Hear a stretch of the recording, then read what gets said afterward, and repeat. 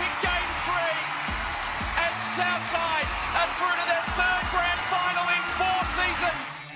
Reed swoops on the crown with massive basket. 3. You are kidding me. And the fire burned brightest. Townsville are WNBL champions for the 4th time.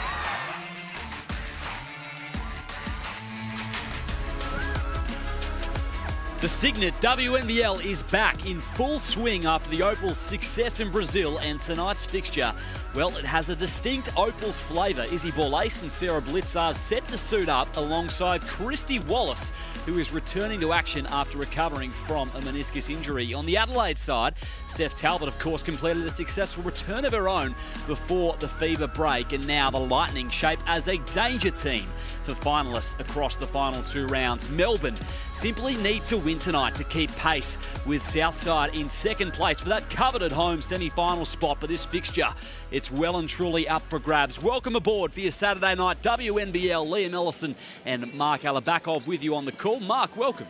How you going? We've got one team that is finals bound here, one that can frame tonight's game as a final against a finals aspiring opponent.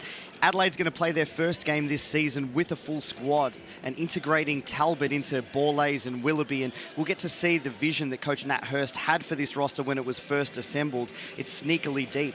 Then for Melbourne, it's their first game with Christy Wallace in the lineup, and I'm sure Coach Chris Lucas had major plans for her, so her in the lineup is a big addition. In recent weeks, they've focused on their defense, so they're going to have their work cut out for them to try and curb the impact of Borlase, Talbot and Willoughby. I think you'll see Sarah Blitzarves and Keely Froling play a big role on that side of things. What an encouraging start to the international career of Izzy Borlase in Brazil as well. Across those final 2 games of the campaign, she was great, Mark.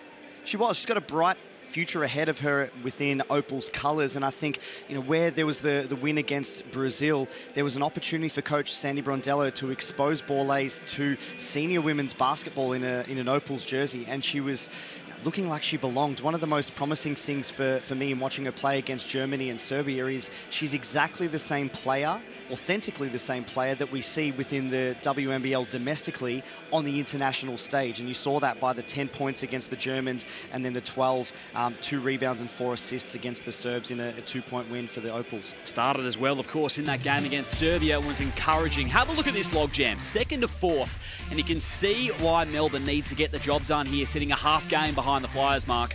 And they can finish anywhere from 1st place through to 4th place. So their job is just to continue to win, like you mentioned, Liam. You know, and then let the chips fall where they may. They're a quality team that know that they can beat any of those top 4 teams within that contingent. Winning is becoming, you know, wildly important for any of those teams towards the back end of the season. And then you've got Adelaide, who plays against both Melbourne and Southside in their next 2 fixtures. They get an opportunity to test themselves in a finals-like atmosphere against finals aspiring, or finals bound teams rather. And don't count out the Bendigo Spirit as well in 5th place. The chips may just fall their way as well. It's going to be a really exciting run home here across rounds 14 and 15 of the Cygnett WNBL. And the Lightning, as you mentioned, Mark, finally full strength, and doesn't their lineup rather look really dangerous? It does, and it's sneakily deeper than probably teams give them credit for. So you look at that lineup, and there's 3 definite WNBA players, hopefully a 4th in Isabel Borlase, you know, should she be successful with the upcoming WNBA draft.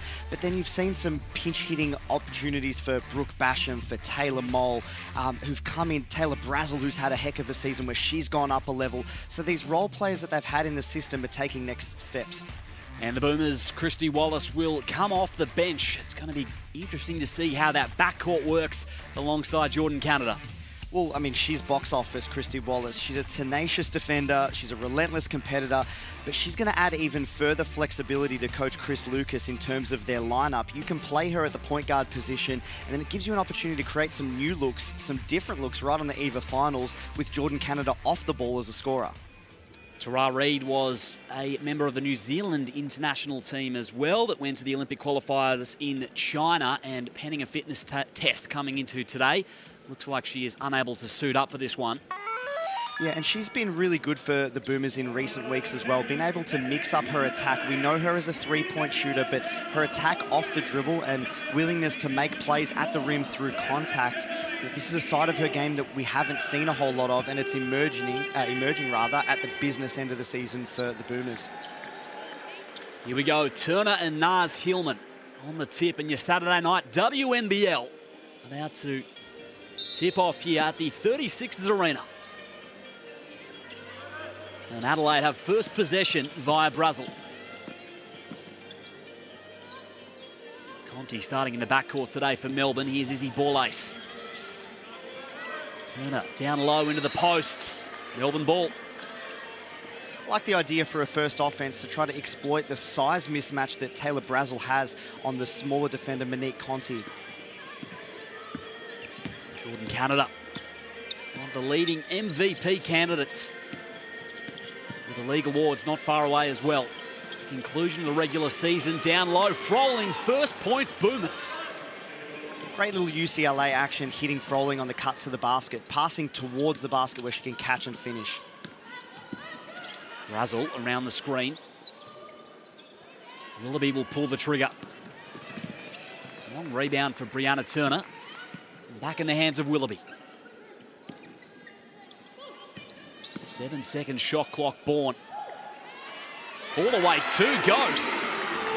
Hasn't she been a revelation this Cygnett WNBL season? Izzy Bourne has been tremendous, coming in and just playing a role. She doesn't get a whole lot of plays run for her, but she's impactful when she gets her shots. Now it's Conti, book it. First three ball for the Boomers via the Canada dime. Nice start for the visitors. Conti right there in the grill of Brazil. Bourne again for three. Looking for back-to-back buckets for Adelaide. In case in point, she's just uber efficient with her ability to make shots when they present. You never see her force anything. It never looks like it's rushed or out of the context of the offense, which is a credit to her and her game reads. And Conti, Froling, the three as well. Boomers back-to-back triples. And ran the exact same play, the Boomers, just capitalised on a different action. You had the smaller defender go underneath the screen of Jordan Canada and then the pop-back three. Turner on the O-glass. Ball ace with a pump fake, puts it on the deck. Flipped over to Willoughby.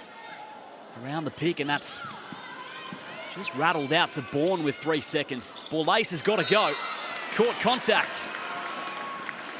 Got out of jail on that particular play, so different to the first possession or two that the Lightning had. They stagnated, they got stuck, and they were collapsing each other's spacing, so there wasn't room for anybody with the basketball to dribble penetrate, which was problematic.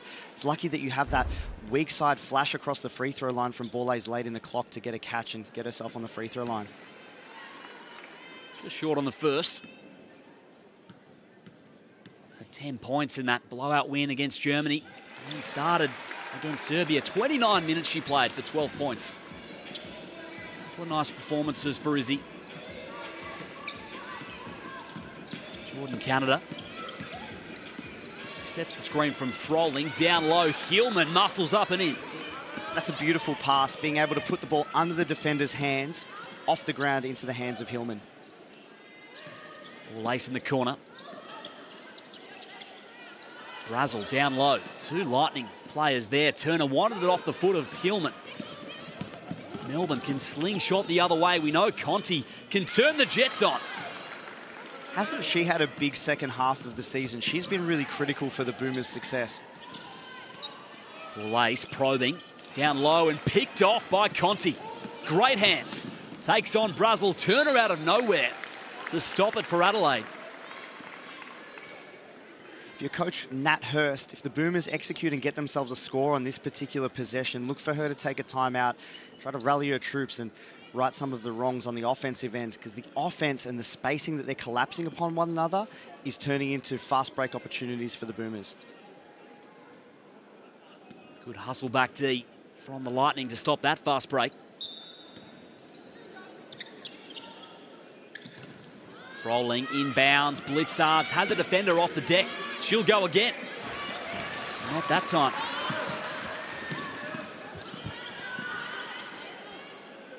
Trail by 6 here, early days, Adelaide. Brazil steps into a three ball, knocks it down.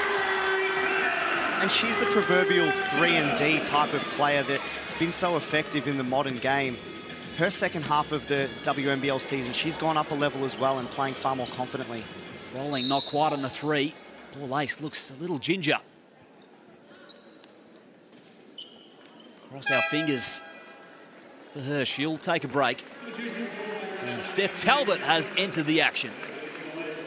It's not a bad play to be able to substitute in. Isn't it? Just terrific to see her back. Steph Talbot, 20 minutes she played in a return and put up some good numbers, but didn't she look strong? Yeah, and she's a former league MVP for a reason. She's so versatile as an athlete too, so she can play and defend multiple positions. It's a fair trump card to play across these final 2 rounds. Here's Brazel.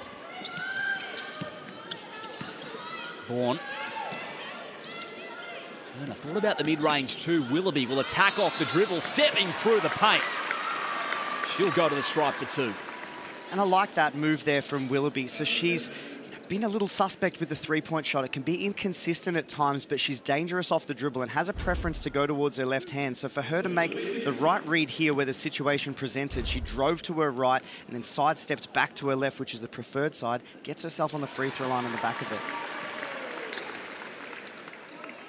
Willoughby good on the first. Lightning are back within 1 here. Won their last 2 games here at home, have the Adelaide Lightning. Crowds really got behind them in this second half of the season. Fans liking what they see. Conti wide open for 3. Willoughby the other way. At the high post, Izzy Bourne. Conti nearly for a 3rd steal.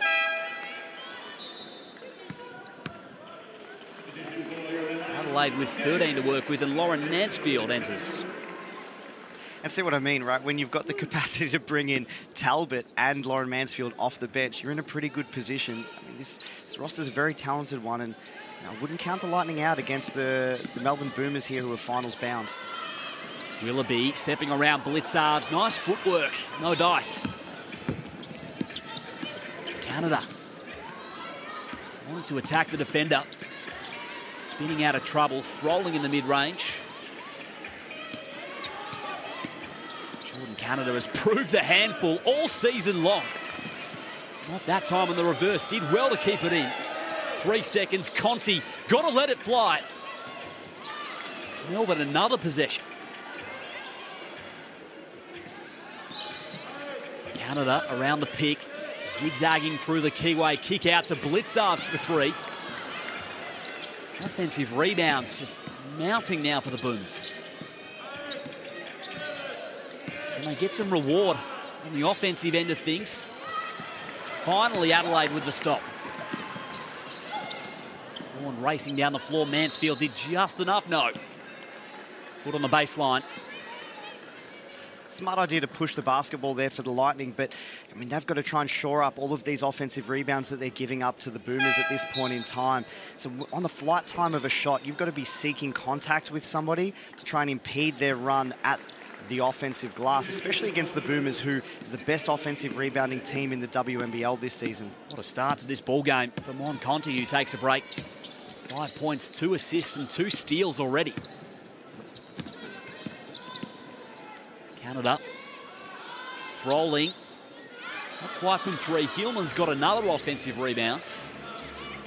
Blitzarves puts the shoulder down. Great D.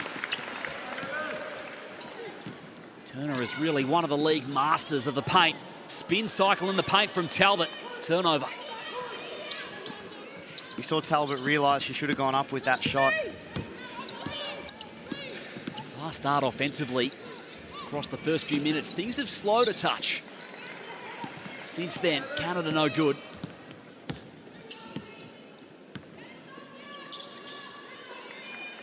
Bourne's there in the post. Going to work on Froling. Whistle and a travel. So a lot of the offense stalling in this last couple of minutes to me looks like a combination of both fatigue, but then the ball sticking on one side of the floor. I mean, you saw a possession only a moment ago down the other end for the Melbourne Boomers where it got pinned to the near side of the screen for the viewer in the hands of Jordan Canada with pick and roll action with her and Froling for some 12, 14 seconds. The ball's got to move. It has energy and it can always attack space. Coach Guy Malloy likes to use a phrase that I learned from him, that the best shots live on the weak side of the floor, where all the space is. Christy Wallace checks in for the Boomers, nearly for her first two. Terrific to see her return. Talbot going right at the Boomers. And the call will go against Melbourne.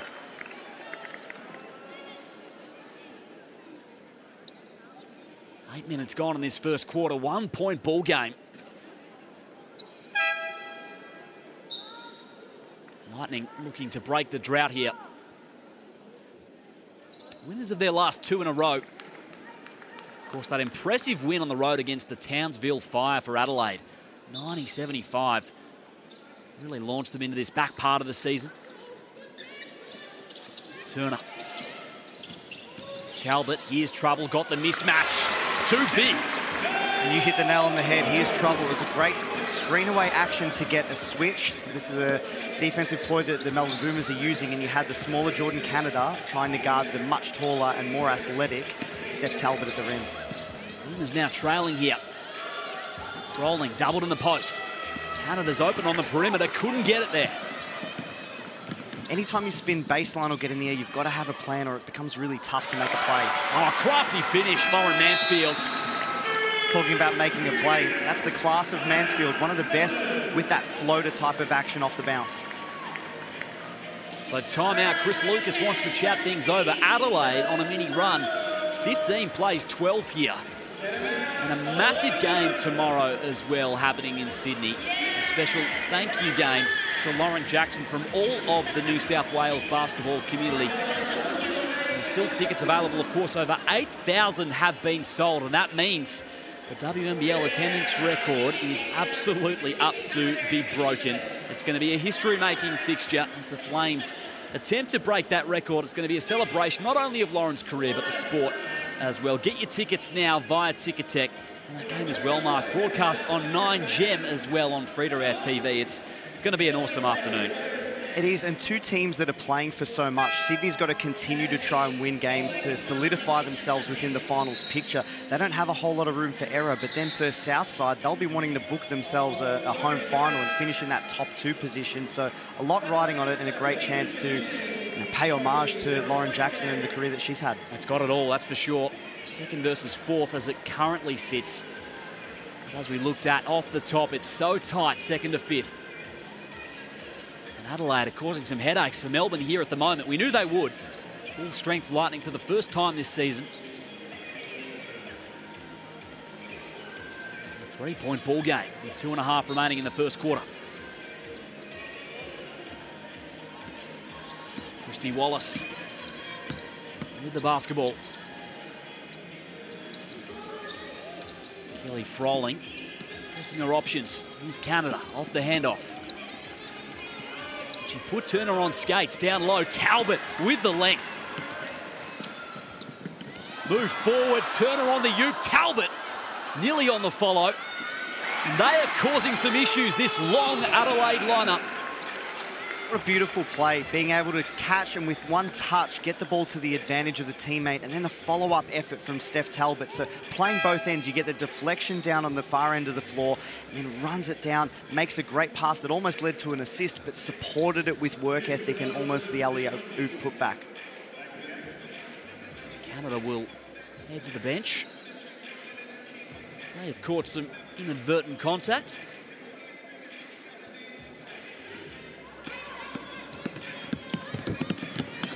The eye potentially for Canada, and here is Rochi. Such a deep backcourt they now possess with Wallace back out there. Conti as well. Envy of many teams. Rochi will let it fly for three. Splash from downtown. I think you're spot on there. They've got a sneakily deep backcourt too. You know, with Rochi's got grand final experience. Conti is a consummate competitor. Wallace is an Australian Opal and WNBA player, as is the WNBA presence of Jordan Canada. Like it's a handy guard contingent for a finals-bound team. Absolutely. Really good group of four. Boomers, that last three, broke their scoring drought. Lightning own the first quarter so far. Talbot, jab step, three ball. And Last touch, Boomers. Back to the Boomers backcourt. In that contingent of 4 players that we talked about, you've got 2 really dogged, scrappy, gritty defenders in Conti and Wallace. You've got a game manager with big game experience in Rochi, and then Jordan Canada has been as clutch as there has been any athlete in the WNBL this season. You've got everything that you need to make a real finals push. Christy Wallace. Into the post is Froling, battling with Bourne. Litsarves took position. Sideline ball, Melbourne. They've had some real success, the Boomers, in pre the Olympic qualification break, getting early touches in the low post, whether that was off transition or getting the ball down the floor, reversing it from one side to the other, and then pumping it inside. And anytime that you can get a catch in and around that block area, around that semicircle in the paint, the defense is 80% beaten. You're going to get a high percentage shot. It puts you in a position to be fouled, or it baits another defender to come and play you, and then that's when the dominoes start to fall. You can kick the ball out and make use of numbers advantage that you have on the perimeter. See if they can do so here. Megan McKay for her first minutes. Conti.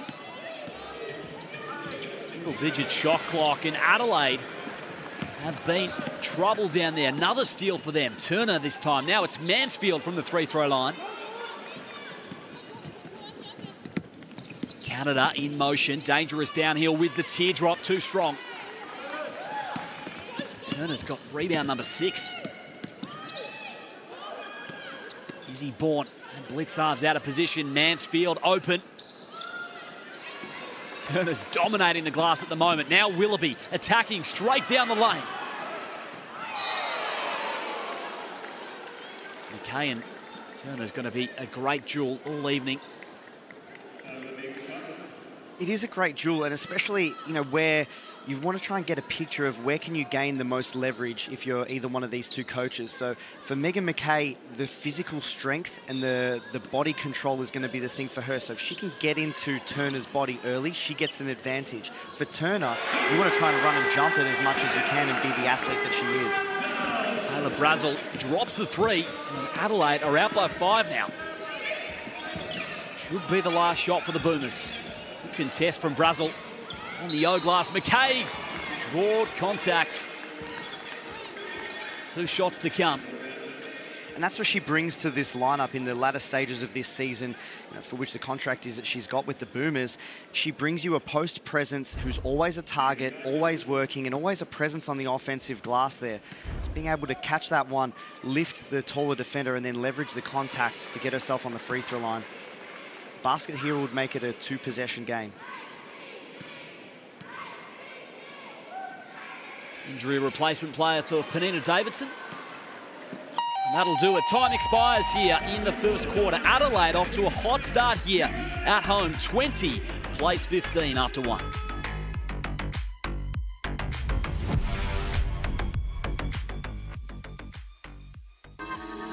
I shoot like a girl. Jane Hamilton. Late shot on the buzzer is good. Sammy Whitcomb. I block like a girl. And the block came from George. Sharp over the top with a denial. I rebound like a girl. Hillman again on the O-glass. Rattles out. There's Maley, the 2. Average 20 points a game. I move like a girl. Kayla George fires back. And that's what makes us great.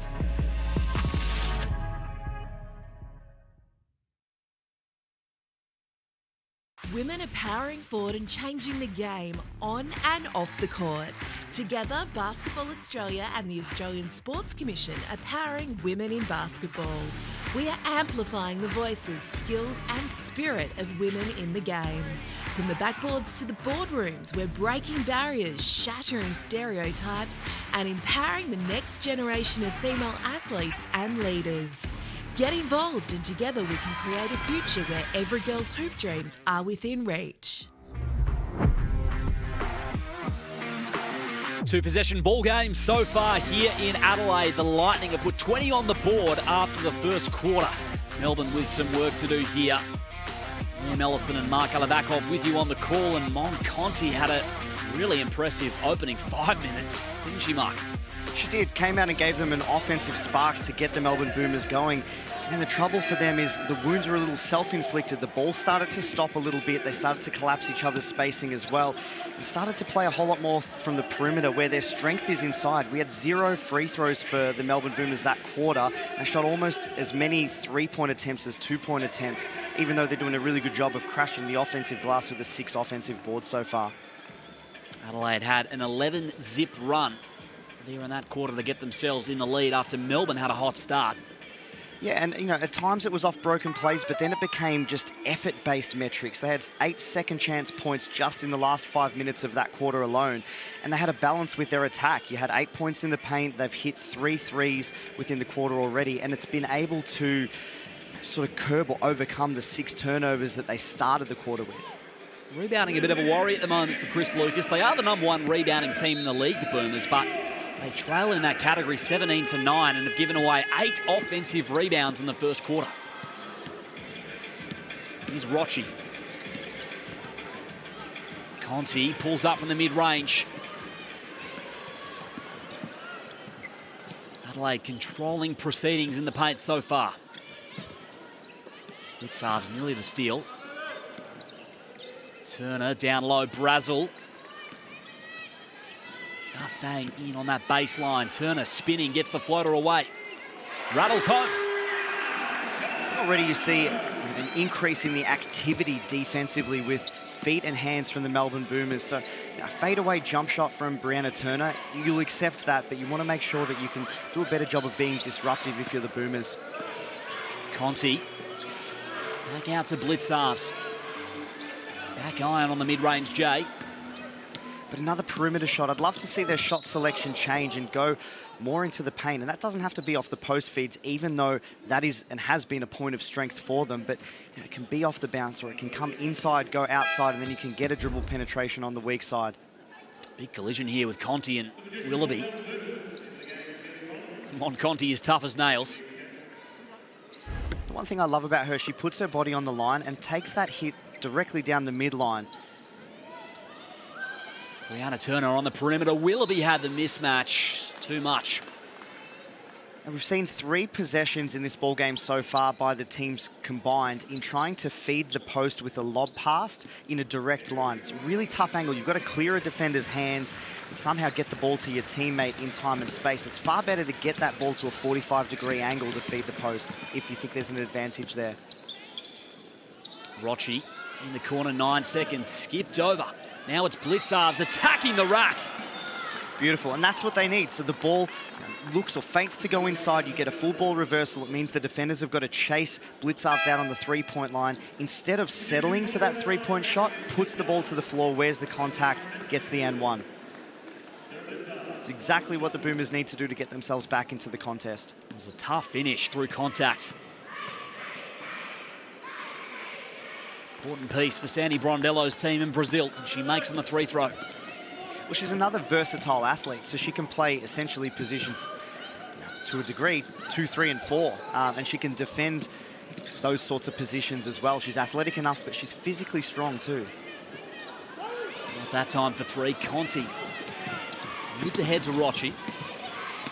Adelaide recover. Now in the hands of Jordan Canada. Rolling, battling in the post. Wants to go to work on Talbot. Saw better of it. Great hands. But another good offense. The basketball didn't get pinned to a side of the floor. It never stuck in somebody's hands for any length of time. It went side to side. They got a post touch, which I've been asking for, and then the ball gets deflected. But it was nearly a layup attempt if the defender's hands wasn't able to get in there. Canada on the perimeter. 4 seconds. Got to make her move. Blitzarvs pulls the trigger. There you go. Conti, another steal, picks her pocket, no. Whistle from the ref. Got to look out when she is in the vicinity, Conti. Right, and a lot gets made. I mean, as basketball coaches or basketball fans, we always gravitate towards the long, athletic, tall player who can play multiple positions, and we shelve this idea that anybody under the size of 6 foot can contribute. Monique Conti's never been the tallest player on the floor, but she has a tenacity, she has an IQ, she's crafty, does a tremendous job with hand pressure. can play basketball, you can play basketball. Absolutely. She certainly can. Been together some season, Monconti. Turner with the length again. Steal number 4 as a team for the Adelaide Lightning. Turner's got a couple of them. Miscommunication with Bourne. Adelaide back in defence here. Blitzarves puts it behind her back, drives left, gets the call. 2 more to come at the line. I made mention of it before, but I like that read and that shot selection from Sarah Blitzarves. So she went back to shooting the ball, settling for that perimeter shot in her past shot or 2, where she can go to the basket. And this is the second time she's gone dribble penetration into the keyway and then earned herself a trip to the free throw line. Gives you a chance to get some high percentage shots here because essentially no one's defending you. You slow the game down, you get it more on your terms, you can get numbers back or craft your defense here. The better outcome for the Boomers when they can play through paint touches or dribble penetration. And we got on the seconds. Adelaide still by 5. Froling poked at it. Stop the break, importantly, for the Boomers. Now for the Lightning, Coach Nat Hurst, you wouldn't be unhappy with that particular deflection and out of bounds call. So you're trying to advance the ball quickly to get into attack positions. Especially any time that the Melbourne Boomers settle for a perimeter shot, it's generally a long rebound. It gives you the opportunity to run. Ball ace back out there. Turner inside the keyway. The bank is open. 7-point lead, Adelaide. Canada, entry pass. Hillman spinning on Willoughby. Got the left hand up and in. Profit going inside. You get the ball to the safe hands of Hillman. She's got excellent footwork. Traps the foot of the defender. Gives her the opportunity to spin off the contact to score. Willoughby ran into a brick wall. Great D. Heads of Conti running the lanes. Probably a good time for a timeout. Like Coach Nat Hurst. On cue. Boomers on the break. Back to a 5-point lead to the Adelaide Lightning. And this timeout is brought to you by our major partners, Cygnett, Australia's #1 digital accessories brand. Cygnett continues to power the WNBL. Australian-owned and designed, Cygnett is available at JB Hi-Fi, Officeworks, and other leading retailers. Visit cygnett.com. 26 plays 23 here. Adelaide remain in the lead, but Nat Hurst, Mark, opting to chat things over. Yeah, important just to kill the run of the Boomers and maintain the lead. I think that was a great timeout to stall the game, be able to get an opportunity to talk about some of the half-court offense and the execution that you're looking at for the Lightning. So they're up to the 9 turnovers, and some of those, I use the phrase, the wounds are self-inflicted, but you don't want to give the Melbourne Boomers the opportunity to get a head of steam up, and especially if they get their running game going like you saw on that last possession, where you want to play fast in one direction, it's really fatiguing to have to chase the other team and defend at the same pace. Boomers led by Conti with 7 points in the game. Keely Froling has 5. And from the Adelaide perspective, Taylor Brazel with a pair of triples leads the way with 6 points. Now the good thing if you're the Melbourne Boomers is, you've had a number of big possessions from Blitzarves and from Conti. The last couple of trips down the floor, both of them to me looked a little laboured, like they were starting to get fatigued. So the choice becomes, do you call a timeout? Do you sub them out of the ballgame if you're Coach Chris Lucas? But we've been able to get an advantage and force Coach Nat Hurst to take a timeout. They get a rest again, and they're fresh enough to go another time. Talbot attacking Hillman. Footwork inside the keyway is good off the window. She's such an athlete, but has a really long wingspan. That running hook shot, we've seen Kelly Wilson make a career out of that finish. It's tougher to defend when you've got someone who's 6'3" doing it. Oh, Canada, tough finish herself. Pump fake and went straight at the defender. For her first points of the game. Easy ball ace. Bourne's open up top. Bullseye hits on the 3 ball. Adelaide back out by 6 here. Use the word efficient for Izzy Bourne, and she's been absolutely that. That's 3 of 4 from the field for her. Christy Wallace from the elbow. Jumper looked good, just off. Turner with a rake and take. Ball ace with her feet set in transition. And Hillman's there to control the paint. Wallace wanted to attack the big in Turner. Hillman's got to step out her range. That's big time.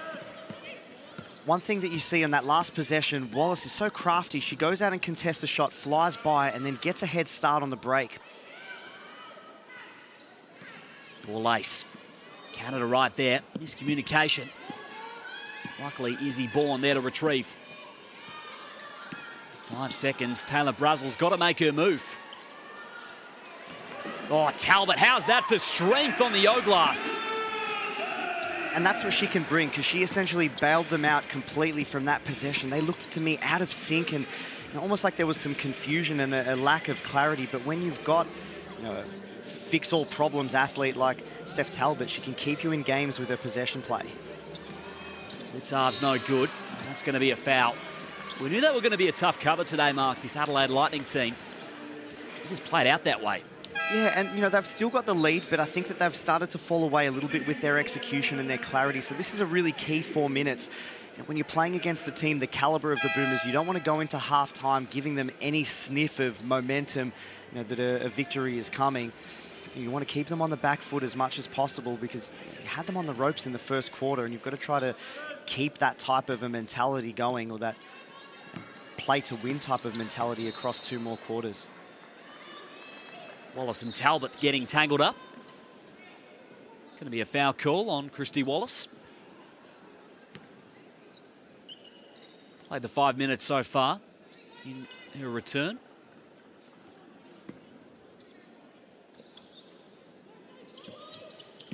Izzy Bourne.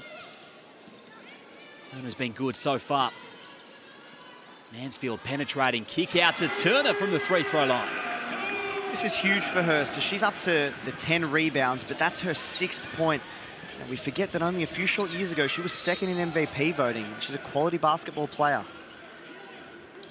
And shown some aggression as well offensively in the second half of the season. Hillman is going to go to the stripe. And I would have loved to have seen that right from the jump with her, but I love that she's been able to recognise that within her game, or perhaps it's been by the encouragement of Coach Nat Hurst to get her involved on the offensive end, because she is a talent. She does have length. She may not have the stretch 3-point shooting that sometimes bigs are expected to have, but there's ways that she can contribute. She's got the possession play close to the rim if she can hang around at the basket, and her pick and roll play. Because of her length and athleticism, it always provides you a target to throw to. Naz Hillman. Still a 6-point ball game here.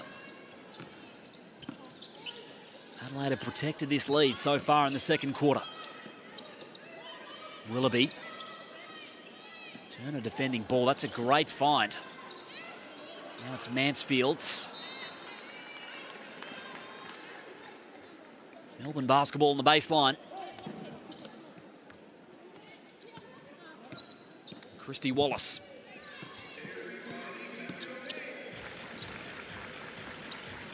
Falling on the perimeter, here's Jordan Canada. Now looking to attack ball ace, wants the call, gets it, and she will go to the line. Now going to be a teammate as well of Naz Hillman in the WNBA, Mark, with the Atlanta Dream after that trade between, somewhat interestingly for us, between Aari McDonald and Jordan Canada, the Sparks and the Dream exchanging guards there. Yeah, how ironic, and they're both domestically playing on our shores and both quality players within the Cygnett WNBL. Certainly will be 2 names that we hear more of, you'd think. WNBL Awards Night on the 25th of Feb. Canada goes 2 of 2. Melbourne keeping the scoreboard ticking over. Hasn't been their half so far. Willoughby. Mansfield around the screen. Nice find, Turner. 8 seconds for ball ace. Canada with the hand, swiped at it. Now ahead to Conti. What a find. Run out of real estate. Willoughby. Nice slingshot the other way, the Lightning.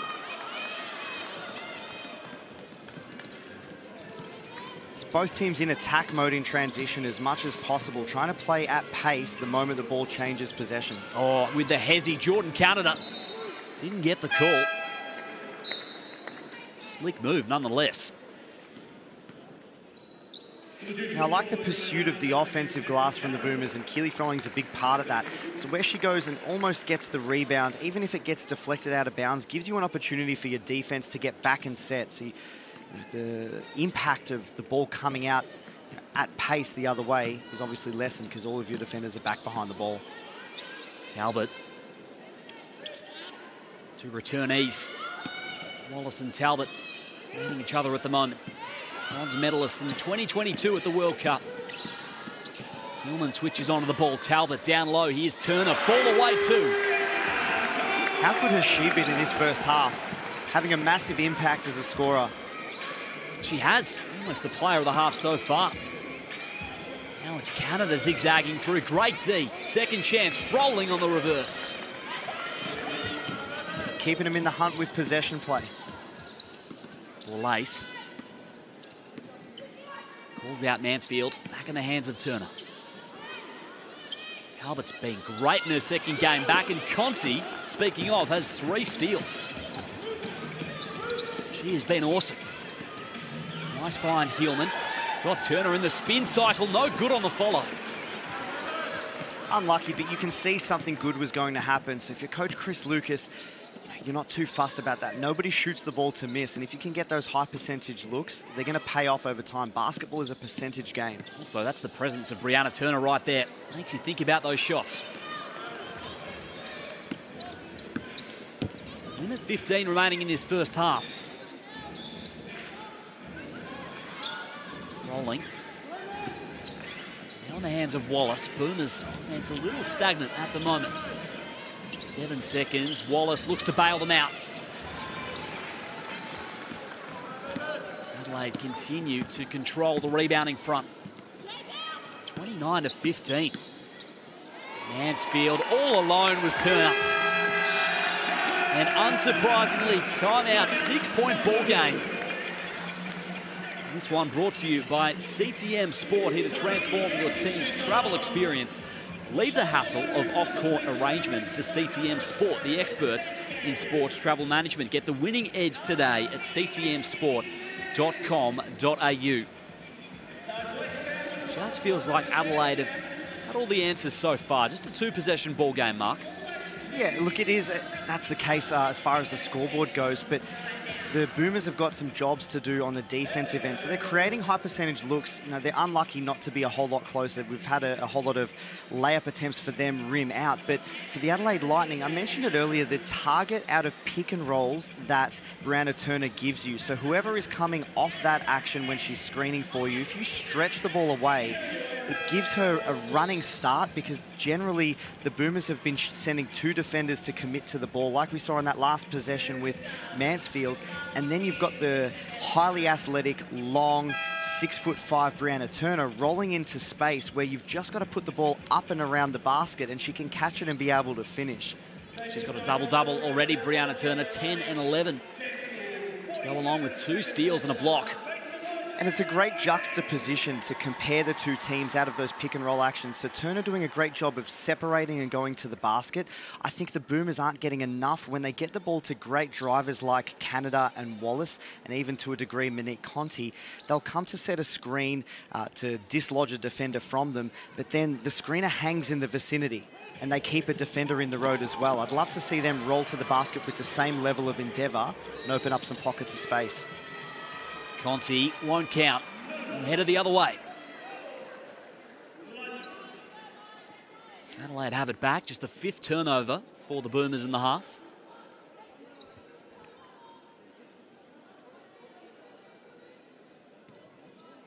That's something they've done well so far, Melbourne. To go along with 8 steals as a team. And the beauty for them is they haven't really gotten going apart from a small couple of minutes stint, and you're still within 6 points. So it's not panic stations, but the Adelaide Lightning, the longer they can keep this lead and get some momentum and get some crowd involvement, they're a real chance. Willoughby rattles out. Picked off by Talbot, kept in bounds as well. Great D.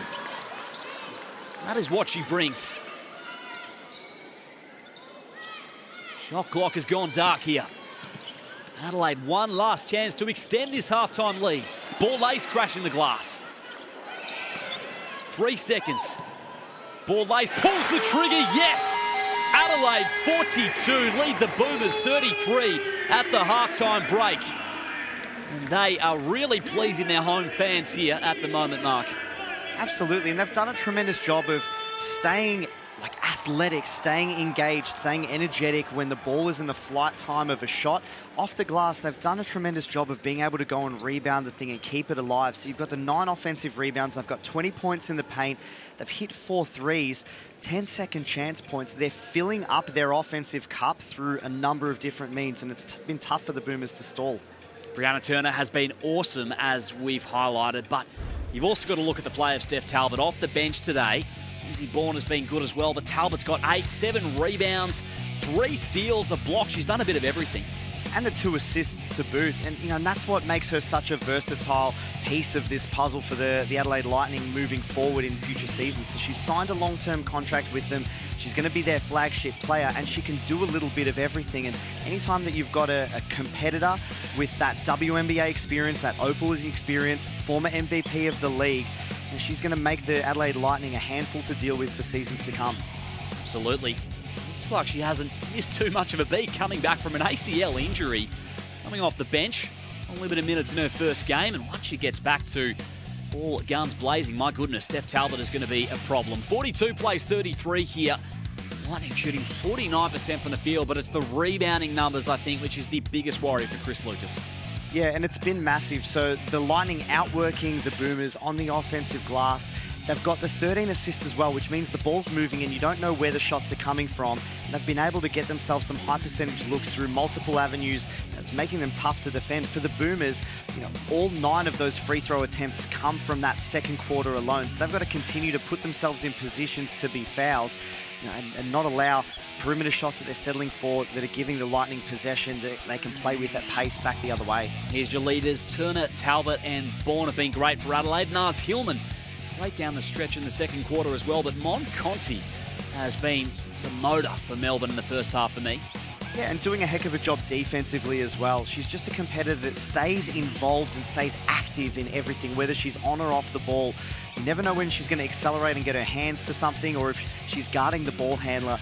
She's basically living in their pocket and making life really tough and bringing the ball handler to unusable areas of the court to try to initiate an offense. Stick around. This is a high-stakes game here for the Melbourne Boomers, sitting in 3rd position. It's so tight for that Final Four. They need a win, but currently it's Adelaide here trying to spoil the party. 42 plays 33. Adelaide with the lead.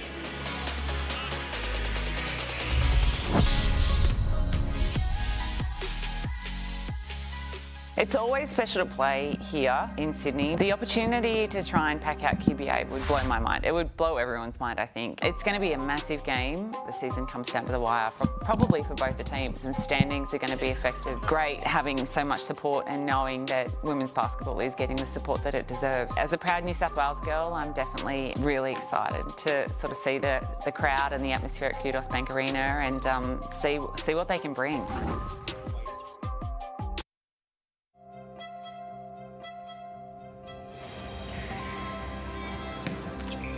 Ford dealers have backed sport in communities for nearly 100 years.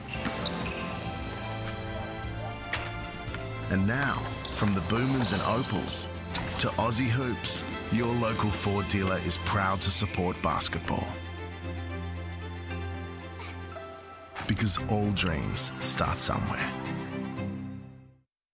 For centuries, supernatural creatures have lived among us. There are vampires, werewolves, doppelgangers, witches, And even hybrids. Go! there are friends, Our enemies. the ones we love. And the ones we've lost. A lot of blood, a lot of partying. And if you're gonna die, it might as well be epic. Sink your teeth into the drama. Drink. The Vampire Diaries. Here we go. Stream every episode on 9 now.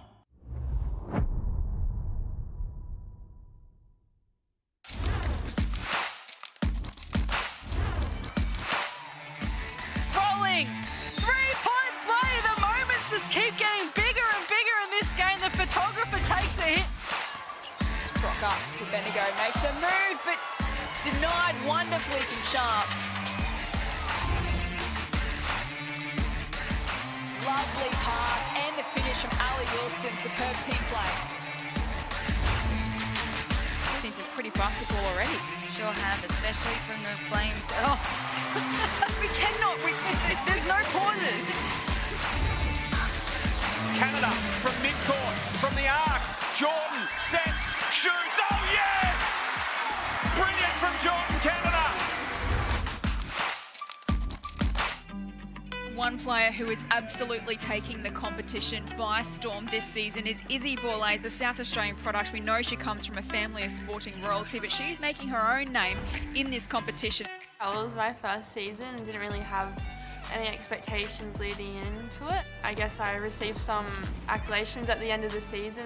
I had like an inkling that maybe I could come away with one of them, but getting two was just amazing and I was really grateful for that. My dad, who used to play football in the SANFL for the Port Magpies. My mum played for the Diamonds for netball. My brother plays in AFL and my sister does surf lifesaving rowing and she's represented Australia. I'm really lucky to have my family members who can help me out.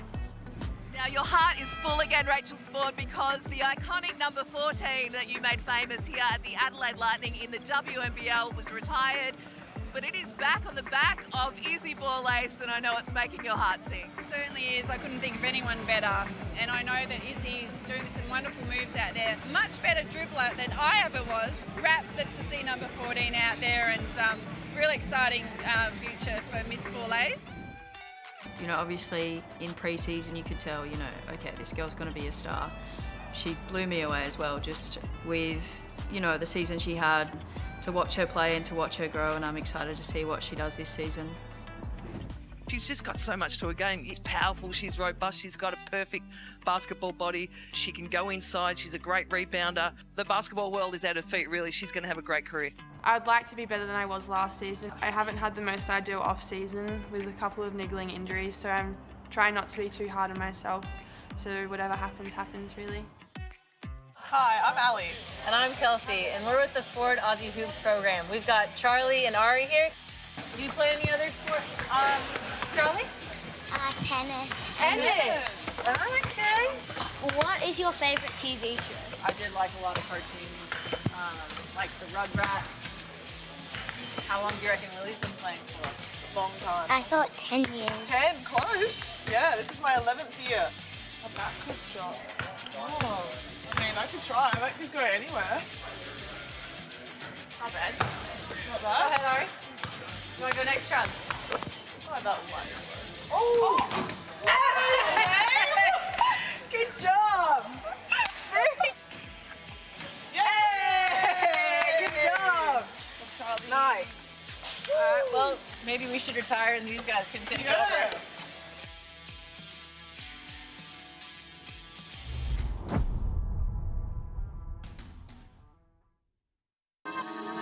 I shoot like a girl. Jane Hamilton. Late shot on the buzzer is good. Sammy Whitcomb. I block like a girl. And the block came from George. Sharp over the top with a denial. I rebound like a girl. Hillman again on the O glass. Rattles out. There's Maley, the two. Average 20 points a game. I move like a girl. Kayla George fires back. And that's what makes us great.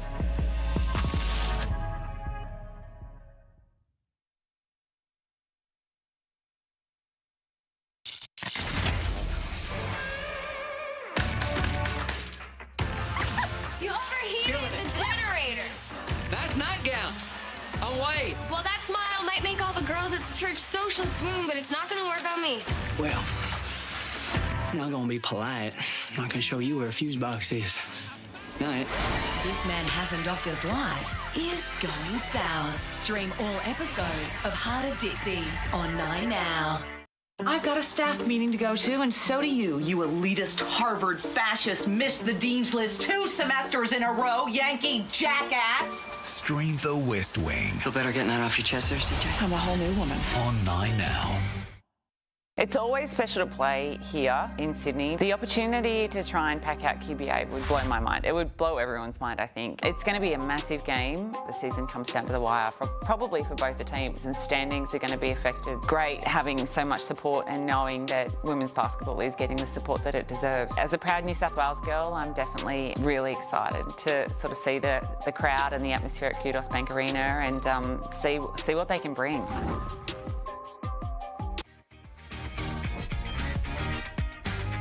Adelaide Lightning and the Melbourne Boomers, 9-point lead here to Adelaide. Liam Ellison and Mark Alabakov with you on the call. Adelaide, they've got a really nice 7-man rotation. All 7 of them have hit the scoreboard so far in the first half, Mark. They have, which provides a really tough defensive proposition for the Melbourne Boomers. But most importantly, I think for Adelaide is they've got 6 of those athletes that have polled an assist as well. So not only are they a scoring threat, but they're balancing that with getting other teammates involved who are in a better position when they are in a better position. I guess that's who is our player of the half year, Mark. It's Brianna Turner, double-double already, 10 and 11. She's got a couple of steals, has controlled everything, and the main reason why they have a massive rebounding advantage. Yeah, and she's been tremendous. She's on the 5 of 6 from the field. The 10 points is huge, so that is above her league average to date. And the last time she was in the competition, she averaged 17 points, so she's on track for that. But the 11 rebounds, the 3 O-boards that she gives you, I talked earlier about the target that she gives you off the pick and roll. That's available for her as a scorer, or the moment that drags defenders with her, it opens up time and space for the ball handler to be able to make a play for themselves. So she's an asset and a catalyst for advantages. Getting her involved in the offense is a prominent piece of this. And how do Melbourne counter? That's going to be the question. We've seen only a couple of minutes out of Megan McKay. Maybe she's one of those pieces that can help correct the rebounding column. Well, I mean, when we talk about the rebounding piece, it's as much about alertness and awareness. So, can you first and foremost be alert to when there's people who are rebounding threats like your Brianna Turners coming down the floor? Can you restrict their access to areas of the floor they want to go to, whether they're wanting to go and set a screen, whether they're wanting to go and catch the ball on the high post or the low post? Can you push their position and give them, even, to gain a meter of space makes an impact? And then on a flight time of a shot, for the impact that Turner's having on the offensive glass with 3 of them already for half a game of basketball, you've almost got to be so focused about keeping her off and not worrying so much as a Melbourne Boomers player as going to get that rebound yourself. You've just got to make sure that she doesn't get it. How do they push around this Adelaide defense? That's the question. Shooting 31% from the field are the Boomers. So often they've got themselves to the cup, but once they get there, there's so many long defenders to corral them. Yeah, there is, and they've had profit in playing in transition. So they've got 16 points in the paint and the 2 second chance points only. So, that speaks to the point that you make about dealing with the length of the Lightning. But back to the pace of play, 16 points off turnovers and fast breaks combined. And that's come off the back of the 8 steals that they've had for half a game of basketball. I think the focus needs to be on defense. You can make a bit of headway here if you can tighten the screws and climb in a bit more defensively, start to restrict position for some of the weapons like your Turners close to the paint, or when she's going to set a screen, start to push her position early. And when you've got drivers involved, if you're the Melbourne Boomers, anytime that there's a ball lace catch, there's a Mansfield catch where they do a great job of penetrating the basketball, all of the defenders need to take one giant step, almost like they're magnets, towards the painted area and force the ball to go somewhere else, or just lengthen the time in possession. Because when they've been able to force Adelaide to have to execute something else, like plan B, commonly they've turned the basketball over, which has provided opportunities for you to get out and run and get easy baskets the other way. So one thing leads to another. Melbourne will start in defense in this third quarter. Chance to do just that. And we are underway here in the second half of your Saturday Night Hoops. Turner has been enormous so far. Willoughby. And blocked by Hillman. Conti there to clean it up. Adelaide back in deep. And there's the start that you want on the defensive end. So defense, I learned a long time ago from Coach Brian Goorjian, who coaches our Australian Boomers team. It's as much about what people do with their hands, on and off the ball defensively. Blitzarves wide open. Can't make him pay. Willoughby down low. Bourne's got Canada there. And good on the left hand. First points of the second half to the Lightning. There's two examples. First possession, 3 people with hand pressure on the basketball. That last possession, no pressure on the pass. There's a lob and layup. Double-digit lead for the first time this evening. Froling, hand off to Conti from the elbow. Not quite for the juice. Brianna Turner, rebound number 12 and counting. Here's Borlase, steps into a 3. Conti able to keep it inbounds. Litzarves on the perimeter. Canada immediately attacks. Brazil caught her napping. Important for her to be able to get herself more on the score sheet than what we've seen in this first half. That attack mindset can't leave her. That's a breakdown for the Boomers. They can't make him pay, unfortunately. And that Hurst team. Here's Jordan Canada. Hillman. Conti down low immediately. Double. Bourne came across. And it'll be a foul call. A smart idea to try and get the ball into the post. So you've got 8 points for Naz Hillman, and primarily it's off early post touches where she's so dangerous. She missed a layup, could have easily been up to 10 points. The challenge becomes the angle with which you try to throw the ball into the post. So Monique Conti, again, tries to throw the ball in a straight line over the top of defenders. Inevitably, you're baiting a defender to have the chance to deflect that one out of bounds. Hillman, extra possession. Now Conti will call the shots. Back out to Froling. And not on the same page. But no one going to the basket. I like the idea of being able to get that flare screen involved, but if you're Naz Hillman, you've got to touch and then go to the basket. So Conti's looking at someone at the rim may be available and someone away from the rim may be available. Brazil tries the drive left on Conti. Fall away two's no good. Conti working hard and picked off by Brazil. Another steal for Adelaide. Borlase driving on Canada, quick hands. Froling got the stop for Melbourne. And that's what I'm talking about, shrinking space. This gives you a chance to run, but they've collapsed their own spacing with too many people around the ball. Froling got around. Bourne gets the roll. 1 to come at the line. Keely Froling's up to 9 points in the ball game. That's a smart decision by her to rip and go to her left hand to get that finish. That's a tough basket to make, scooping the ball up with only your left hand. And Keely's a right-handed shooter, so that's her non-preferred hand, but she's been able to hold the defender off with her strong hand, scoop her left hand under at pace with physicality and finish. He gets 3 the old-fashioned way. Bourne back within 6.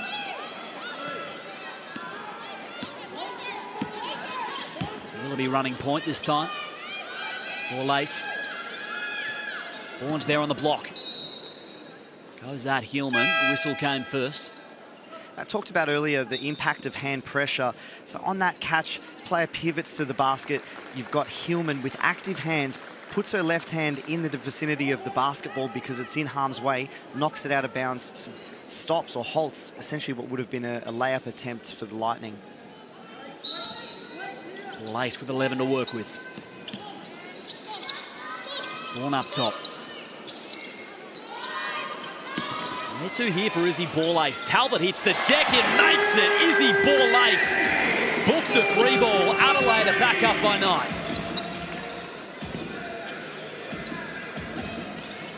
Here's Jordan Canada. Melbourne, a chance for the response. Loses Borlase from the mid-range.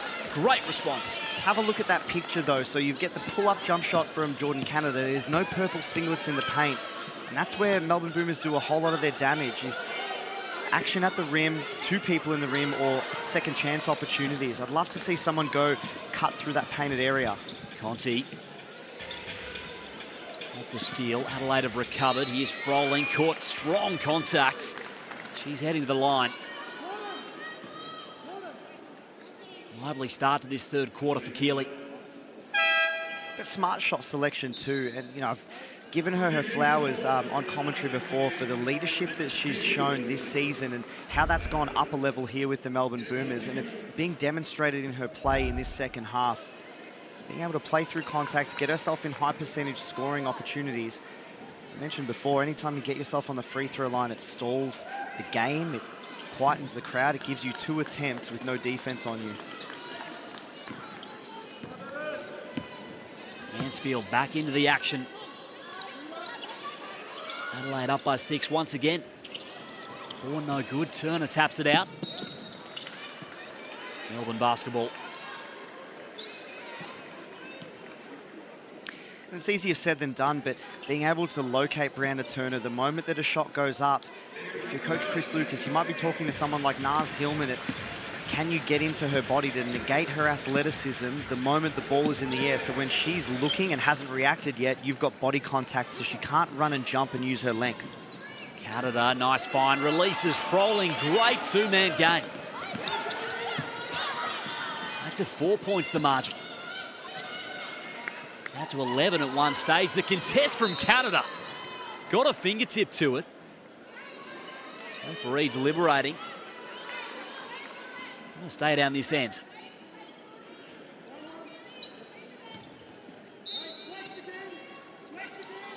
Into Talbot.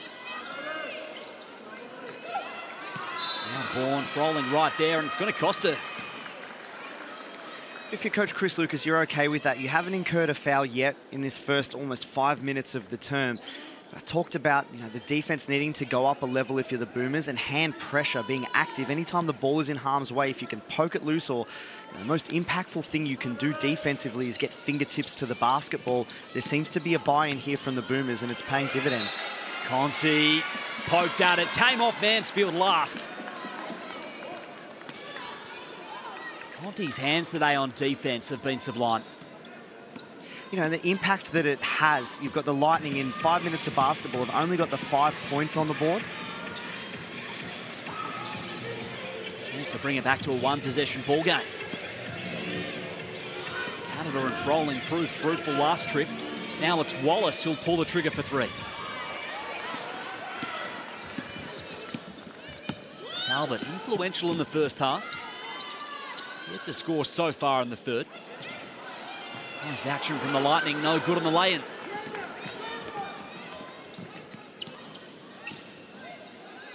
Canada flipped out, Hillman. Back to her point guard. Working on Turner. Stays with the Boomers. If you're the Boomers, you want to have your lead post player, whoever is closest to your basket the moment the ball gets turned over, so the non-rebounding big essentially, take off down the floor because it gives you an opportunity to have a big target to throw to. Right now, probably your best bet is either Hillman or Froling, and Hillman got a rebound down that far end of the floor. Froling's had some big minutes, starting to look tired. You might see Blitzarv come in for her. Wallace inside the arc, won't go. In the hands of Borlase. Important stretch coming up for Adelaide. Talbot, kick out. Plenty of time still for Adelaide. Mansfield, now Turner. 5 seconds, got to make her move. Thought she caught contact. Referee didn't agree. Mansfield was there. Hustle for Adelaide. Sneaky, and anytime that you get an opportunity to grab a rebound, if you can touch the basketball, you have to grab it. That becomes really important to lock up possession. Possession is so important, especially if you want to win in big clutch moments against good opposition in finals games. But anytime that you've got a little tip contest trying to tip the ball to advantage, you haven't run through the ball, it gives a chance for smaller athletes like Mansfield to come in and get their hands there. Talbot is going to head to the line. Smart play from a smart player. It'll be the second on Keely Froling.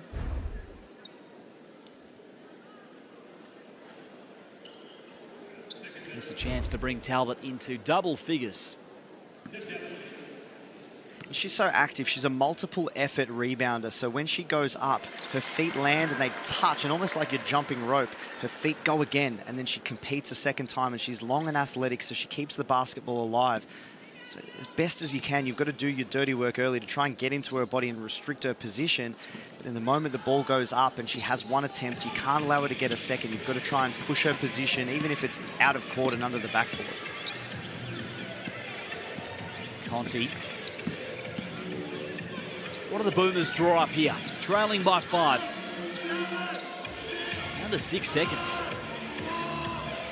Froling cutting to the hoop, and again, that is a successful move for the Boomers. Froling's up to 15 now. Turner.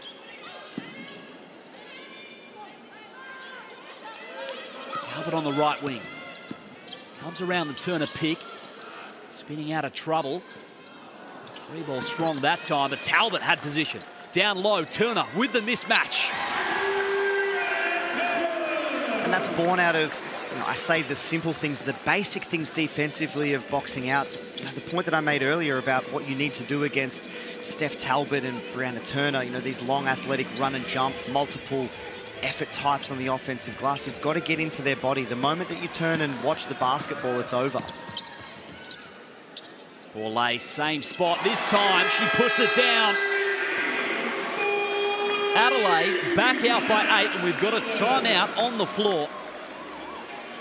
53 plays 45, 2:42 remaining in the third quarter, and this timeout is brought to you by Ford Aussie Hoops, the perfect intro to the world of basketball for kids aged 5 to 10 years. Visit aussiehoops.basketball to register today. Borlase now has 10 in the game.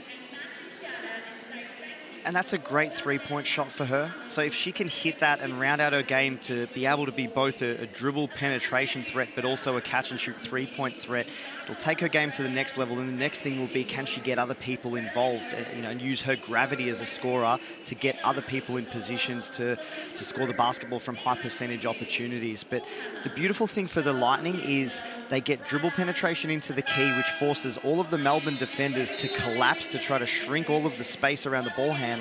Ball gets kicked out. Now Borlase has got all of this acres of space to be able to shoot with the time and space within her regular shot technique to knock it down. She doesn't have to rush anything. She doesn't have to vary her shot arc or the speed in which she takes it, and she can knock it down.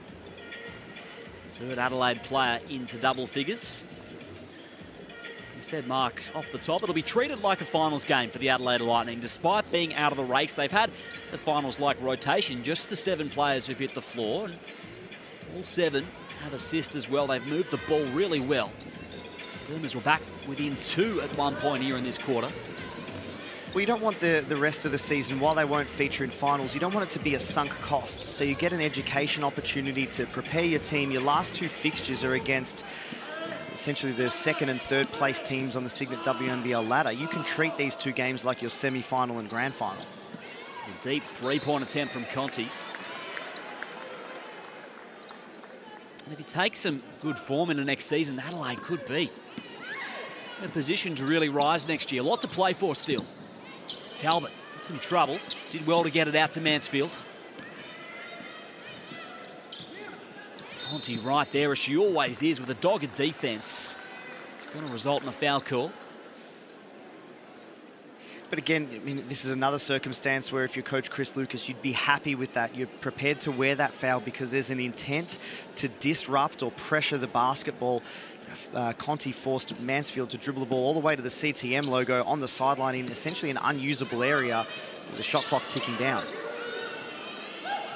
Mansfield, mid-range J, Willoughby, nearly the O-glass, and in fact, Adelaide retain possession. That'll be team foul number 5 on the Boomers. So now you've got to start to be weary, and this is the foul discipline piece. So I'd love, I believe that foul was on Sarah Blitzarves. Go after the basketball. If you can touch it, can you grab it with 2 hands and crank it in? You're long and athletic, physically strong. So is Jocelyn Willoughby, but I'd back in that contest Sarah Blitzarves to come up with the basketball, but she's tried to fend off, and inevitably the referee has called her for a push-off. Now Willoughby goes to the line and gets 2 guaranteed shots without any defenders.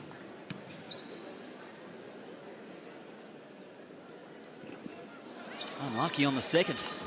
0 of 2 on that trip. Do they call that the commentator's curse? I think they do. That would be there as the definition. Here's Canada. Blitzarves arrive with a pick. Now it's Froling for 3. And Clean the glass once again. Talbot flips it forward. Mansfield.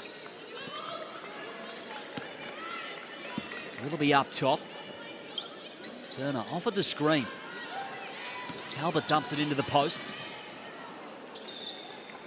think it was last touch Boomers it was. As Hillman will re-enter. Spoke about earlier that the most disruptive thing you can do defensively is get fingertips to the ball. I guess toes count as well, right? They do. Here's Willoughby off the inbounds. Mid-range J won't go. Canada going out. Brazil. Rochi moves it onwards. Blitzar's working hard off ball. Here's Canada. On the hands from Turner. That's terrific. Third steal of the game for her. Talbot. Won't get by Blitzar's that time. Mansfield, yes. Lightning are back out by 10 here. Less than a minute remaining in the third. Boomers in a precarious position. Hillman into Canada. Working on Brianna Turner. Wanted the call and she'll get it.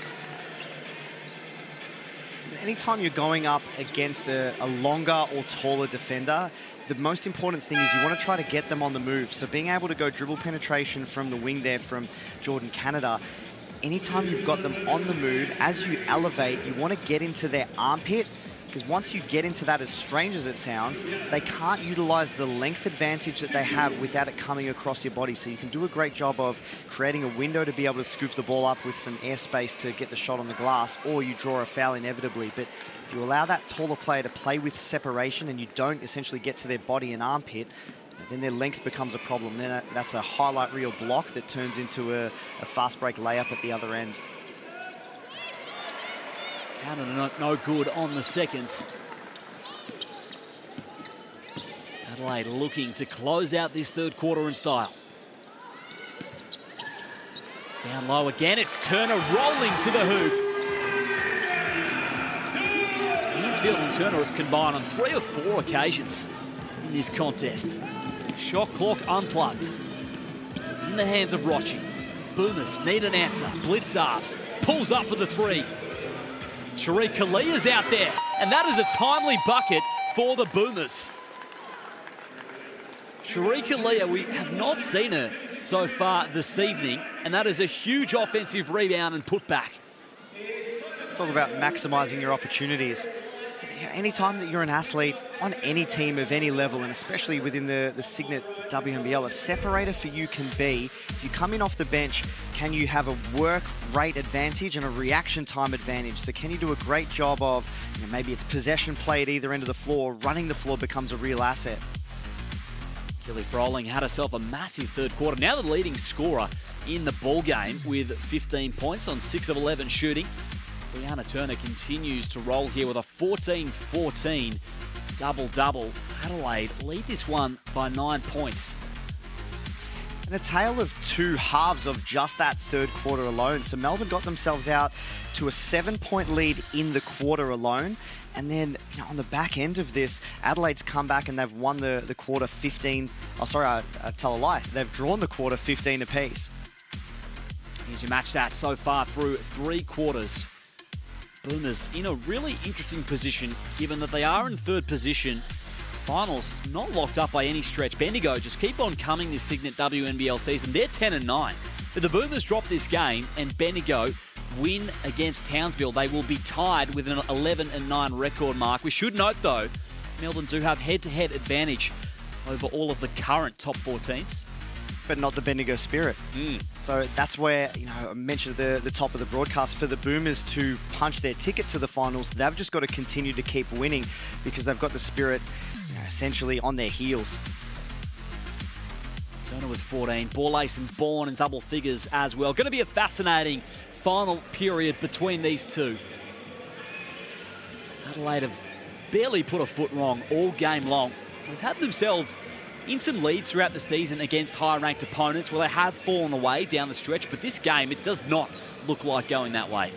Well, for them, you know, how many positions have they been in where they play against a high-caliber team and it's still an arm wrestle? So for them, it's a game management piece. So if the Melbourne Boomers go on a little bit of a run here to start the quarter, can they weather that storm and then get the game back on their terms, be able to create high-percentage shots? And they've got one of the best in the WNBL over the past decade. Lauren Mansfield is the head of the snake, so to speak, to be able to lead them to victory. For the Melbourne Boomers, can you have an emotional control and be able to be focused on the process? What do you need to do? You know, you don't need to try to make up this 9-point deficit in the first minute of the quarter. You can win the game slowly, but you've got to get moving pretty quick at the same time. Brazil looking to do it at both ends. The rejection down the other end of the floor. Hillman hit one already today. Now she's got two. Hillman's up to 11 points. Willoughby. All ace. Now it's Turner.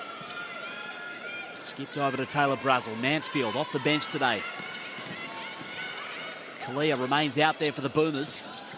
Oh, Mansfield, how's that? Just read it beautifully and better than any other player on the floor.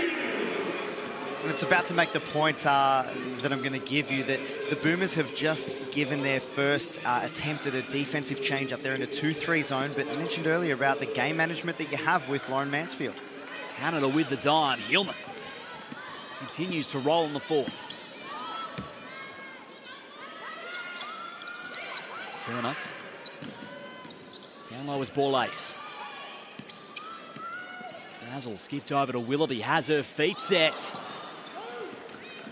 Had a couple rattle out today, Jocelyn Willoughby. And Hillman did a tremendous job of keeping Brianna Turner off pursuing the offensive rebound. Canada. So she will go to the line. Or will she? Thought it was contact. Had me fooled. She can't believe the call as well. I mentioned earlier emotional control, so you know, there's a lot of basketball left to be played. You can't be getting too high or too low with anything that occurs in the game. A boat sails best on an even keel. You know, we know the quality of Jordan Canada. You know, can she keep her emotions in check? You know, there's plenty of game time to go, and she's shown to be a clutch performer numerous times this season. That she has. Turn up. Mansfield is wide open here for the tray and can't put it down for the Lightning. Rochi. Deflection from Willoughby. At Adelaide length. Mansfield cooking here in the second half. It's Talbot on the cup. There's a confidence about this Adelaide team at the moment. Canada, kick out, Kalia for three. Lightning controlling proceedings. Borlase has been slowed up. Turner pulls up for the J. Rebound favoured Talbot, steps into the lane. Here is a chance for the class and leadership of Jordan Canada to come to the forefront. There with some important minutes here. Rochi flips it back. 6 seconds. Frolling's got to make her move on Steph Talbot. Gets to her spot. Good defense from the Opal star. It was, but the Boomers didn't do a great job of creating any advantages. All of the picks that they set, or the screens rather, none of them made any contact with the defender to dislodge the defense from the offense and set the dominoes in motion. Pair of subs for the Boomers. This goes to what I was talking about earlier, the emotional control. Can you be process-focused, knowing that that will lead to outcomes rather than get up and down on the outcomes? And it's a challenge, especially at the highest level. Turn up. Another late shot clock situation. No one comes to meet her. Has 8 dimes so far today. Now Canada will pull up for 3. Hillman, second chance. Turner with a D. Said that a few times tonight. Absolutely. Very disruptive and just such a great reader of the play and shot blocker. Willoughby will head to the bench. 6.5 remaining in the fourth. They don't look like relenting at the moment, Adelaide. 11 seconds for Hillman. Christy Wallace back out there. Canada needs to bail out. Melbourne gets on her left hand. Ball looks as though she was pushed out of bounds. Canada's a little sore as well. Lightning basketball, I believe. Hopefully Jordan Canada is A-OK. It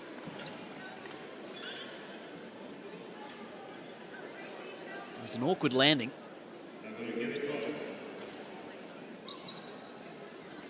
Looks like she will play on.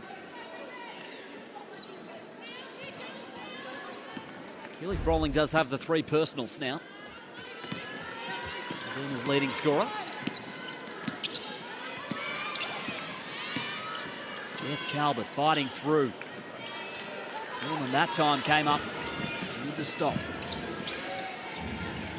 Can they whittle away this 9-point lead? Froling, long way from the cup. Gets to her spot and draws contact.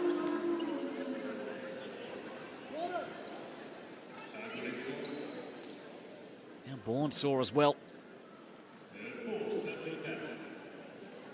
It's been a really tough game, Mark. Yeah, it has been. It's been an arm wrestle, and the Boomers haven't been able to make any headway. The Lightning have just done a terrific job of trying to essentially outwork the Boomers for possession play in transition. But then the spread of scoring and assists that they've had, they haven't got the highest possible score on the board, but enough when you couple it with the work rate advantages that they've created to get themselves this 9-point lead. And you've got to ride those essentially here in this last 5 minutes 49 to get you a result. Lizzie Bourne will head to the locker room.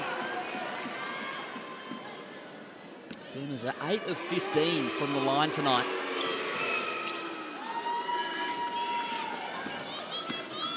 That could play a factor too.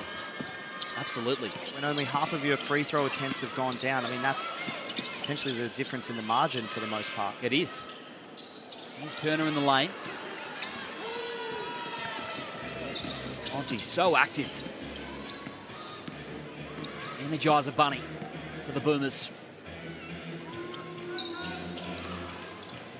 Jordan Canada on the perimeter. This has worked so far. Hillman again. Pick and roll between Hillman and Canada. It's worked all season, really. And they needed to down the stretch here. Back to a 6-point margin. Timeout on the floor with 5:18 remaining in the ball game. And this one is brought to you by your local Ford dealer, proudly supporting community basketball in Australia. And we look set for a really exciting finish, Mark Alabakoff. Yeah, indeed. And, when you give Jordan Canada space to be able to attack with the pace that she has, she makes good decisions, whether she's the scorer or whether she's a facilitator for other people. I mentioned earlier in the broadcast about, I think I gave the example with Keely Froling. Anytime she comes to set a screen on Jordan Canada, her or the likes of Sarah Blitzarves, they hang around the vicinity or they pop to a nearby position where their defender is still in the road on one side of Jordan Canada's body, so it impedes her ability to just have a turn of pace. The profit that she's had with Hillman is Hillman makes contact with the Canada's defender, and then she rolls, she gets out of there, she stretches the space vertically, and she provides herself a target. So it either gives her the opportunity to be thrown the basketball, or it drags defenders away, and then now you've got Jordan Canada with time and space, and that's a tough check for anybody. It sure is. Canada with 9 and 9. Chris Lucas wants one last word with his team. A lot of pressure riding on these final 5 minutes. Adelaide want their 3rd home win in a row.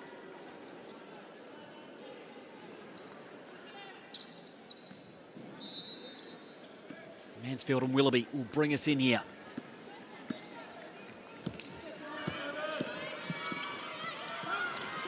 Conti poked at it. Hillman's there. Just ran out of space. Doesn't matter. Melbourne ball. It's a great result and a lucky result. So A defensive change up again, so trapping the first pick and roll out of the timeout. So that timeout by Nat Hurst, Coach Chris Lucas was able to make a counter move to try to blow up whatever it was that Coach Nat Hurst was trying to run and create the advantage back for the Boomers. So they get another crack at it here and a chance to build momentum. Rolling, 8 seconds. Will be defending is Canada. Hillman again provides the screen, rejects it, drives baseline, and the call first on Borlase.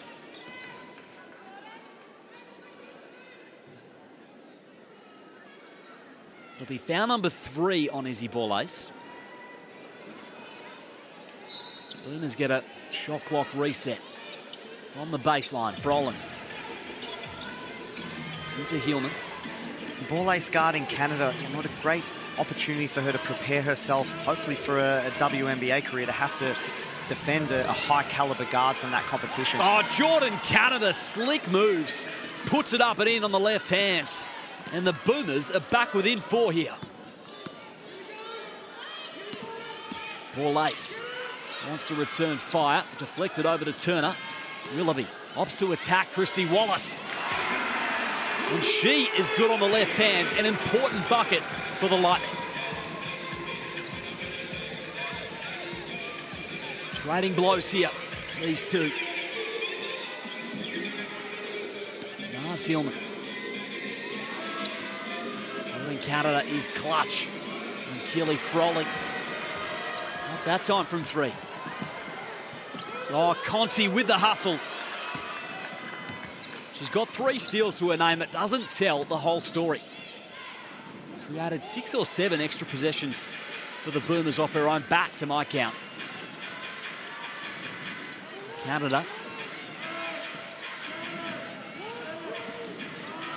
5 seconds. It's going to be up to her once again. Froling combining and a walking call from the referee. And doesn't the home crowd love it?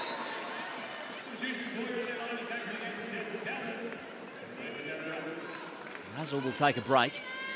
It's the Lightning being able to use Melbourne's lack of spacing against them there, being able to stay within the vicinity so Canada can't get that head of steam up, that downhill drive that she's seeking.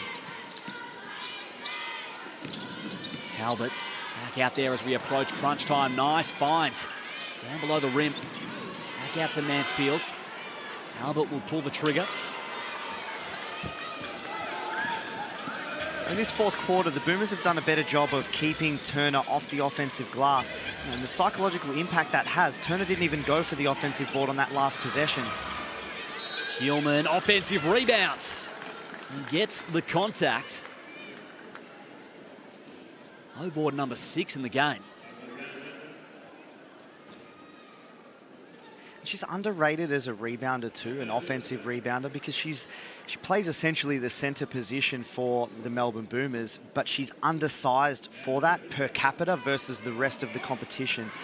But her knack, her coaches refer to as a nose for the ball, essentially. She just goes and keeps the ball alive. She's physically strong, has great footwork. She leverages her body position really well to release position only to go and get possession of the basketball. Just a quality basketball player who gets better every week. Hillman no good on the seconds. Doubled is Willoughby. Wallace and Froling right there. Got to get it over into the front court. Time running out here. And they just, says the referee, in time. 5-point ball game. Mansfield. In the hands of Steph Talbot, attacking the rim. Willoughby outside the arc. Offensive foul. Keely Froling, smart stuff to take the charge. Another smart athlete, but one willing to put her body on the line. So, when you've got Steph Talbot coming at you at a rate of knots, that can be really intimidating to get in the road and wear that contact down the middle. But it's important if you want to be a winner, and that's what Keely Froling wants for her and her team right now. Wallace. Limited minutes today, played just the 15, but the minutes where they count in crunch time. Now she will fire from 3, not quite. Hillman again. Another row board for Hillman. Canada. Rolling's open. Couldn't find the rim. Adelaide protecting this 2-possession lead. Boomers with some opportunities, but there's nothing going to the rim. You know, even off that flare screen action, you want your screener to slip to the basket, so you've got choices offensively, and one of them really high percentage if the defenders go with the shooter. Ball ace. Gets through, and Canada swipes at it, picks her pocket. Conti running the lane. Boomers have numbers. Canada will go. Gilman, another offensive rebound. My goodness. She has been a mammoth here in the second half. Big time, and bailed out, you know, essentially the third offense in a row for the Boomers, which if they had it back again, they probably would have managed it differerly. I don't know that a pull-up, you know, backing out of the three-point line, three-point shot is the right selection in that given point in time when you have a 2-on-1, even if it's against Brianna Turner. But you know, how's the effort from Nas Hillman to clean it up? Offensive rebounds, number 9. It feels like that's the 4th offensive rebound she's had in as many trips. Rebounding the basketball can right all wrongs. Back to a 1-possession ball game. Adelaide under the pump. Talbot, nice find to ball ace. And that's going to go on Conti. Just sliding her feet.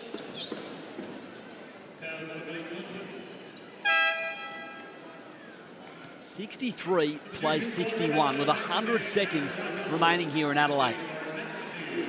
Boomers need a win to keep themselves in that equation for a home semi-final. Brianna Turner. Great look to Paul Lace, who steps through and gets the whistle.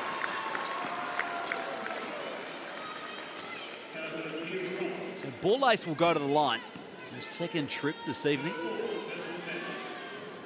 There's 2 critical free throw attempts coming up right now. And this becomes the real test. So, you know, we talked about how framing this game, even though you're not playing in the finals for Coach Nat Hurst, this is like a finals caliber game. You're playing against a team that's likely to be within that picture. How do you manage this last minute 32 with 5 fouls on the board, but still hanging on to a lead? Ball ace, cool on the seconds. I mean, it's as important for the Boomers. To the contrary, they're 3 points down. They've got every foul call now will send them to the line. Loud in here, and got a hand to it there was Brazel. Conti on the follow, it's a foul call. And they're in the bonus. I think you've just got to have discipline, and you've got to have great play calling on the floor. So anything with penetration, it puts the Lightning, you know, in a pickle. Do they defend with the same level of tenacity that we've seen for 3 and a bit quarters, knowing that if there's an inadvertent bit of contact, they're giving up 2 free throw attempts? But if you're the Boomers, you let them off the hook by a quick 3-point shot, you know, a meter outside the 3-point line, and then you foul immediately. I mean, these things, if you're going to play and beat good teams in a final, you've got to make sure that you've got discipline in these sorts of circumstances. Turner, extra possession, and that is huge. 4 points, can they add to it? Ball ace, wanted to get around Conti, and a fend off. That left hand was a foul call. Boomers basketball. And we will chat things over here in a timeout with 1:09 remaining. What a game it's been so far here. It really has, and you know, the Boomers have got an opportunity to get themselves back in. They've got to execute and get themselves a score right now. Get the ball in a high percentage look, because anything that you're taking from the perimeter, you're not putting the referees in a position to reward you with free throws on the back of it, or hopefully the old-fashioned 3-point play that you alluded to, Liam. And you don't want to bail them out. Any missed 3-point shot, the Lightning are, they've created advantages for themselves just with reaction time and work ethic. So a long rebound generally leads to a ball that gets pounced on by someone like the Lightning, and they're going to want to play at that tempo back the other way. And they've done a terrific job. So between the points from turnovers and the fast break points combined, 17 points of their score have come from essentially that. Of course, WNBL Awards coming up on the 25th of February. The first ever WNBL Fan MVP Award is now open for voting online. Who's your MVP this season? There's certainly a few candidates in this pool game. We've spoken of a few. Head to the WNBL website and vote now to go in the draw to win 2 tickets, flights and accommodation to the WNBL Awards. That's a terrific opportunity. WNBL.basketball to vote now. 4-point ball game with a minute remaining. The wonderful thing about this Cygnett WNBL season being so much of a logjam and so even is the fans MVP and then the actual MVP. You can make a case for a number of different candidates. There isn't a clear-cut first choice or first ballot MVP winner. It is a great conversation. It's going to be fascinating to see where that one lands with 2 weeks remaining. Jordan Canada with the ball. Wallace, big opportunity. Back iron and Talbot cleans the glass. Rebounding like a leader. The Lightning don't need to be in a hurry here. You want to milk this entire 13 seconds off the clock and then get yourself a high percentage look at the rim. Adelaide hold all the cards here. If they can take care of business. Doubled. Hillman, Canada there. Talbot did well. 3 seconds. Turner's got a heave for 3. Oh, it banks in. Would you believe it? Turner's good off the glass. Lightning 68, Boomers 61. And she can't believe it herself. I mean, when you're on, right? It's a beautiful thing about sports. Sometimes we have those days. I mean, that wouldn't be a shot that she would be expecting to take, but I mean, she's rolling tonight on the offensive end. Unreal, Brianna Turner. Good off the window. Adelaide have 1 foot here in the win column. 34.2 remaining. And of course, the awards night, which we just spoke of, it's being held on Sunday, the 25th of Feb, at Ridges, Melbourne. There are limited tickets available to the public, so grab yours now.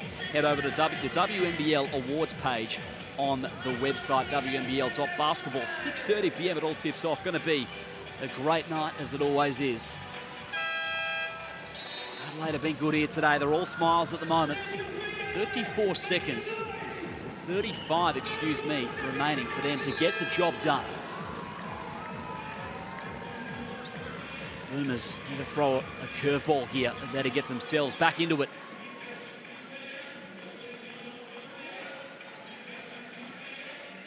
Brianna Turner up to 17 in the game. And a rare 3-point attempt. Late shot clock needed to bail them out. Wasn't exactly an orthodox 3-ball, but it went down nonetheless. Here we go. That's all it needs to do, right? It's just got to fall. That's it. Conti stepping back for 3. Not quite. Hands out to Melbourne again. Canada, her turn to fire.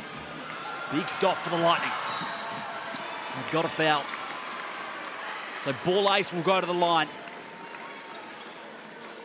And it would take a lot from Melbourne from here.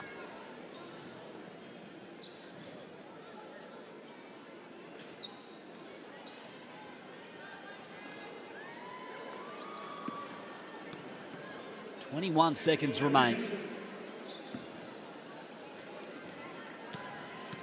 Wallace, who had 12 points in her last outing for the Opals against Serbia, has 13 here this evening.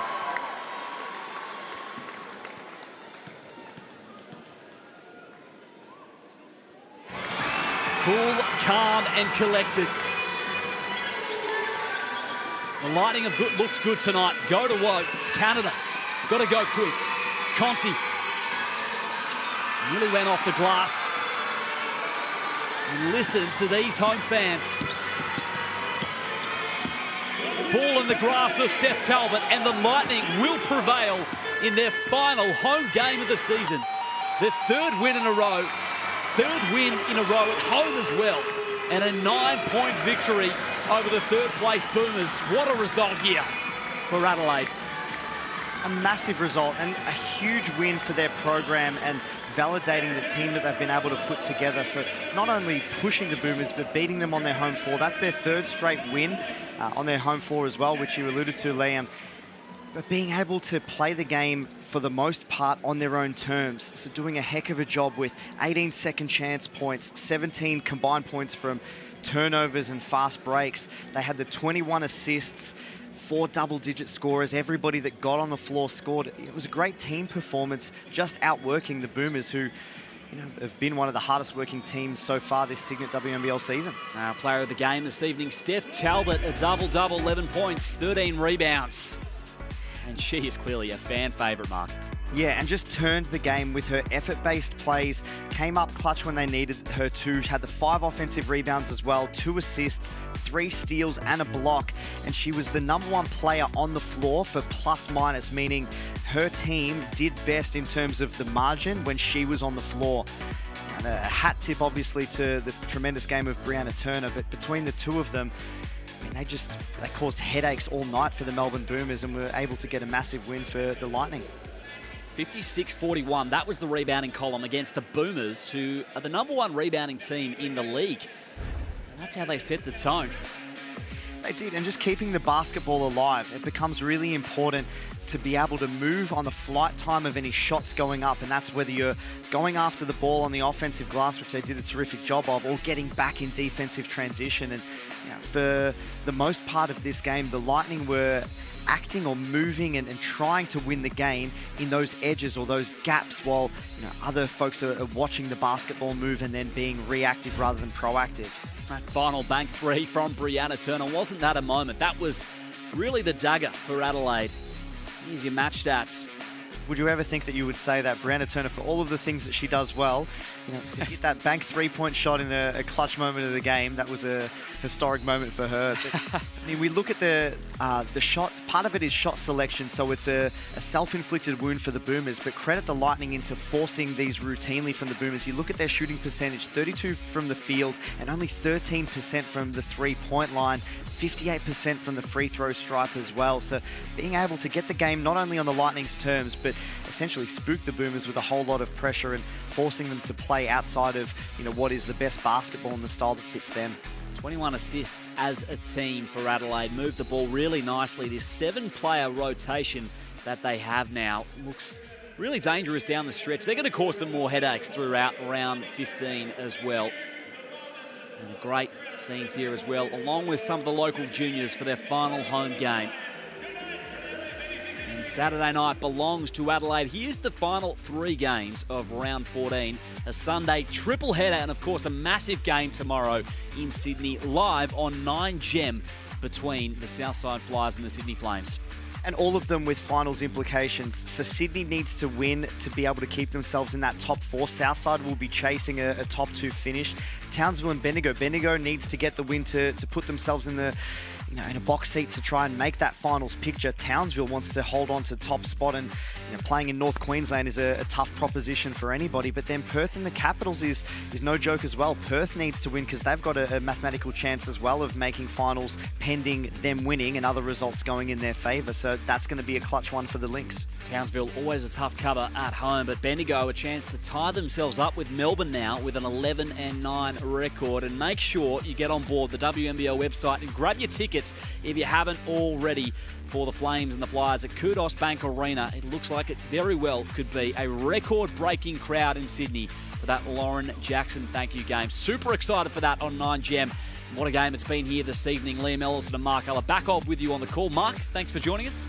Anytime. We saw some terrific basketball and another huge win by the Adelaide Lightning. Knocked off the Townsville Fire earlier in the season. Now they've knocked off another long-time ladder leader in the Melbourne Boomers. Rousing 9-point win